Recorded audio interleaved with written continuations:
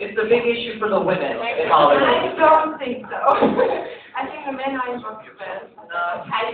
No, when I was talking yesterday about Walter's movie that we did, I did Walter Kaney's movie, Richard Hatch, who is not young anymore, let's just leave it like that, right? But he looks good. He does look good, but I was considered too old to be his love interest. What? Yes. What? Exactly. So they brought in the 25-year-old blonde to be the love interest. So no, it's not an issue for men. It's an issue for women.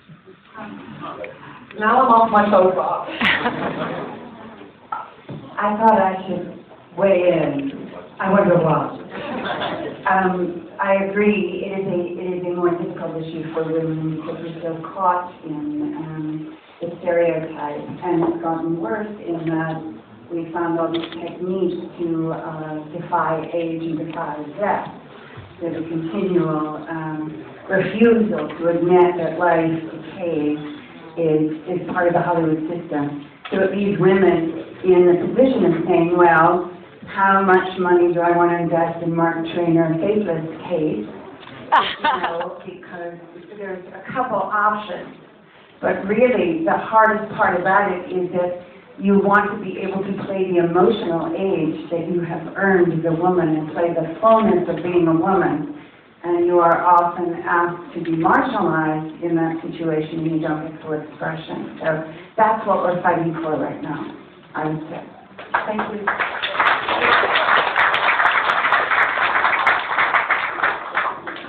Hello? Hello? So we got to answer her question, right? Hello?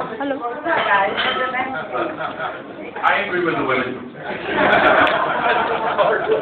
No, they're absolutely right. I mean, there is some more to do with things less. You know, as you get older, the roles are less and less, but you deal with that issue, you know, much more viable and real way. You can look at the actual stats from SAG, and you'll see that less and less roles are produced for women as they get old, and men too, but, you know, it's much more than it is. I have something else. The other thing. And one more. Go, Mary. Go, Mary. The other thing that's made it interesting lately is this new little even high-definition video. Oh!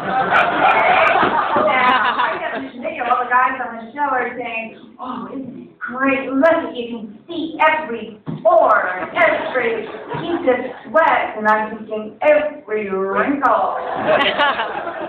So there's a whole new industry of makeup artists quickly developing who are learning how to help with it, but it is a job. High-definition video for a woman over 25 is like sending a horse to the glue factory. So that's what we're dealing with right now as well. Mary, I will say this. Mary, beautiful, right? Wow.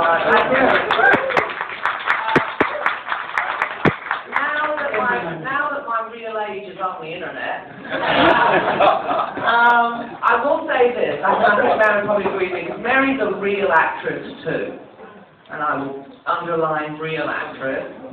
I don't think we're going to get work done, are we, Mary? Because who's going to play the old part if everyone looks young? There you go. Me and Mary. It's also really important to acknowledge that what you're talking about, your question had an implication contained within it that we are talking about the world of filmed entertainment. Television and film reflect a youth-obsessed culture that is worldwide. In the theater, an actor is always going to be an actor.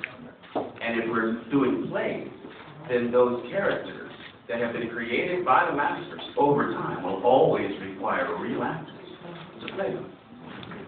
So what we're talking about is television and film. No, actually, only in America, because I've been in England quite a lot over the last few months, and the biggest TV stars in England are middle-aged women. Yeah. So if this is an American thing, that's how I used to look when I was young. Yeah, it's a very American phenomenon, unfortunately, and, you know, the thing is that's where we work. Just being in Germany for 24 hours, I felt myself take a huge, deep sigh of relief. Because I'm running into beautiful, beautiful women who I understand are my peers. who look very, very lovely and stunning and natural. And I live in Los Angeles, so you can imagine. But I also agree with Levar. I think it's different on stage, but I do believe that that's being threatened as well. I've been reading some scripts lately for Broadway, and even though the playwright will write at a certain age, the casting people are now asking for perhaps a younger woman in that role. So we're fighting it on all fronts. So we'll fight. Mary, move to England. I'm going to move to England. It's settled, and we're going to do films together. And I highlight what Levar said about it's market-driven, too. It's what the audience wants, and so ultimately it's about what are people writing, huh? And who do they write it for? And Morgan wanted to say something. Well, I've been 50 years in the business, and the paradox that one sees often is most powerful stars are women. So many women, and they're all over 35. Think about it. Michelle Pfeiffer, people like her. They are stars, they still have star power. But it's probably, and like everything else, quality is in the minority. It always has been, and it always will be.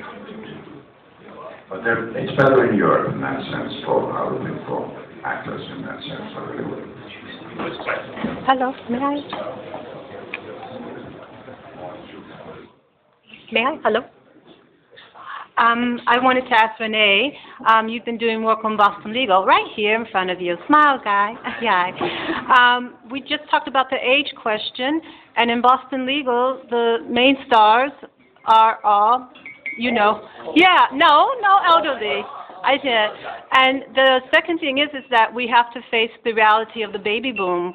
I belong to a generation that never worked, and because of the baby boomers, I had 20 people over me, and now the baby boomers are becoming, I think, the most prolific group in terms of money, in terms of cash, in terms of what we want to see in movies and this, that, and the other. Marina was very right and correct in saying in Europe, the baby boomers basically, if you watch television in Germany, the baby boomers are what you see on TV. I mean, you don't really see a lot of young people. Where are you from? Me? Yes. Indiana.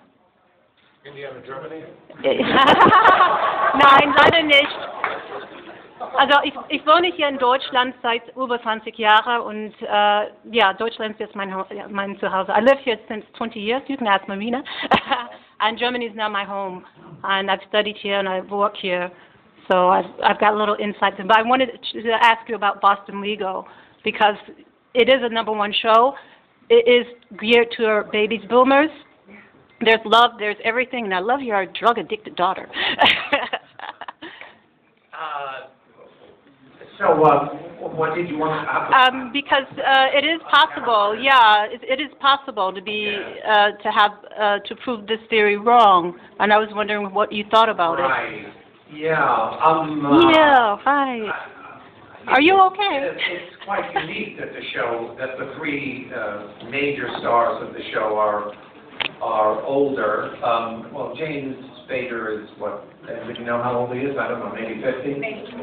Maybe 70s, you think? And of course, Shatner is, what, 100?